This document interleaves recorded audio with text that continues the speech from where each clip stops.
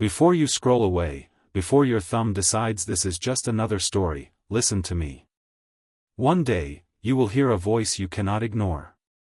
It won't come from a screen. It won't come from another person. It will come from inside you, asking a question so simple and so terrifying that no success, no distraction, no excuse will silence it.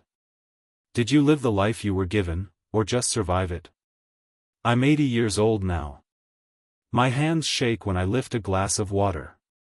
My reflection no longer recognizes the man I once chased so desperately. And I need you to hear what took me a lifetime to understand, because time is the one thing God does not rewind. If this message stirs something in you, don't push it away. Stay. And if you feel it speaking to your heart, like the video, subscribe to the channel, not out of habit, but so you remember this moment when life tries to pull you back to sleep. This is my confession. This is my testimony. This is the hard truth 80 years of life taught me. I was born believing God was distant. Not because anyone told me so, but because no one showed me otherwise. My childhood home was filled with routine, rules, and quiet endurance. Faith existed, but it was formal, scheduled, spoken of rather than lived. God was something you acknowledged, not someone you listened to. I learned early that love was earned. Approval was conditional. And worth came from obedience and productivity. I prayed as a child, but mostly out of fear. Fear of punishment. Fear of disappointment.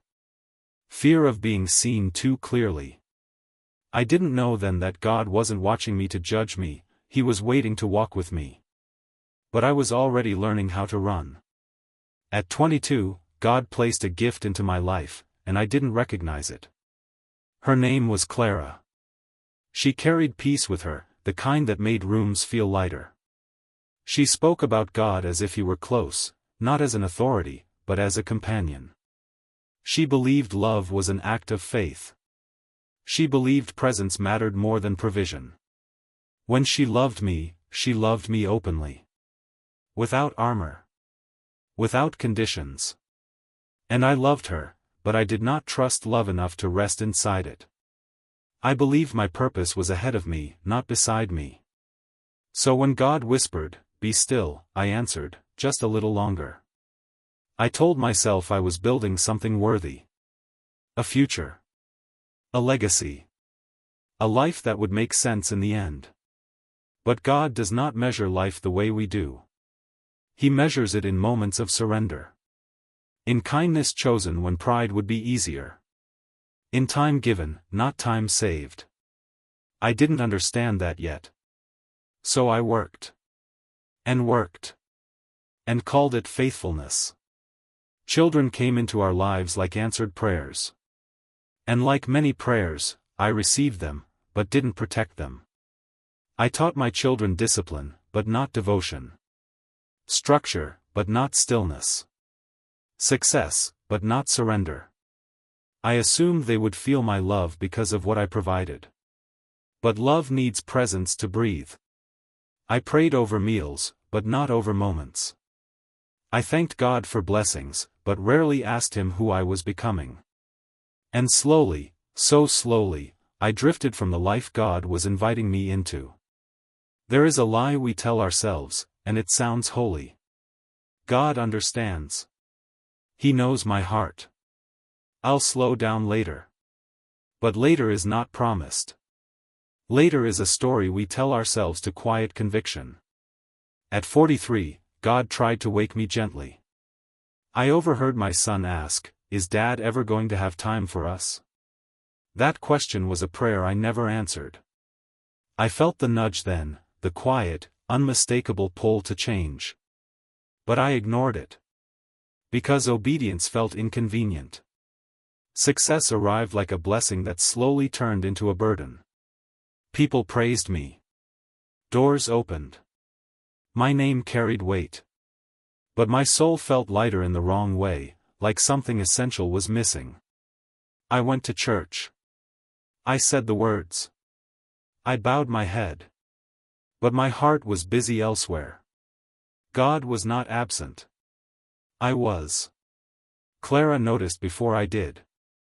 She never accused. She never demanded. She simply waited. Waited for me to choose her. Waited for me to choose us.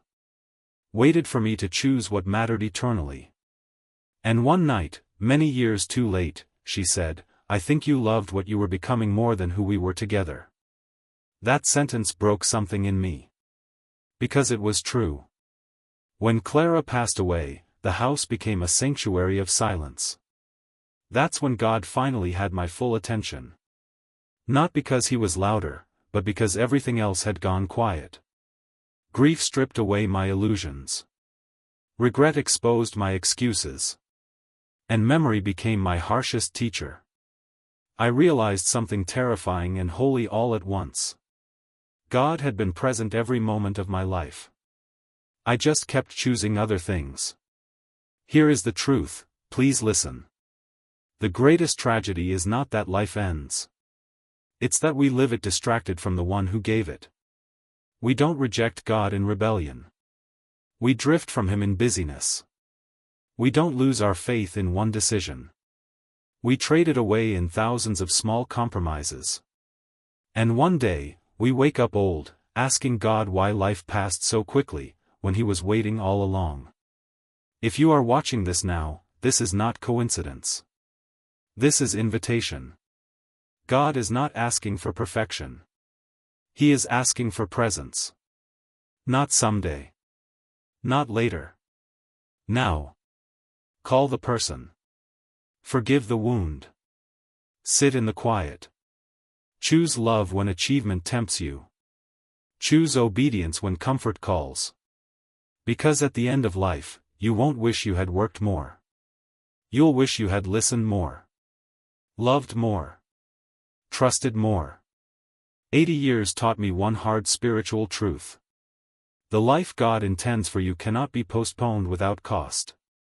Don't wait until your house is quiet to hear him. And if this message stirred your heart, like the video. Subscribe, not for numbers, but so this truth finds you again when the world tries to drown it out. I learned too late. You don't have to.